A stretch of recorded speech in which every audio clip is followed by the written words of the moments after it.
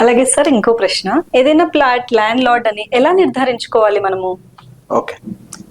బేసిక్గా మనము land lord దగ్గరికి డైరెక్ట్గా వెళ్ళినప్పుడు ఏ విధంగా నిర్ధారించుకోవాలని నిజమైన ప్రతి కస్టమర్కు డౌట్ వస్తుంది. Am I talking to A right person అని ఒక డౌట్. అంటే is a land ownership, primary ownership documents ఏమున్నాయో మనము ఫిజికల్గా ఐదర్ కన్సల్టెంట్ కానీ ఐదర్ ల్యాండ్ లార్డ్ కానీ ఆర్ ల్యాండ్ లార్డ్ రిప్రజెంటేటివ్ కలిసినప్పుడు అక్కడ డాక్యుమెంట్ అంటే ప్రాపర్టీ డాక్యుమెంట్లో సప్లిమెంటరీ అగ్రిమెంట్ కానీ లేదా డీజీపీఏ డెవలప్మెంట్ అగ్రిమెంట్ కానీ లేదా ఏజీపీ ఏదైతే మనం అంటామో దాంట్లో ల్యాండ్ లార్డ్ పేరు ఉందా, ఎక్స్ ఫ్లాట్ వై ఫ్లాట్ ఏదైతే 201 లేదా 601 602 ఫ్లాట్ ఎవరికి అలాకేట్ అయింది ఆయన పేరు ఉందా అని మనం నిర్ధారించుకోవాలి డాక్యుమెంట్లు వెరిఫై చేసిన తర్వాత.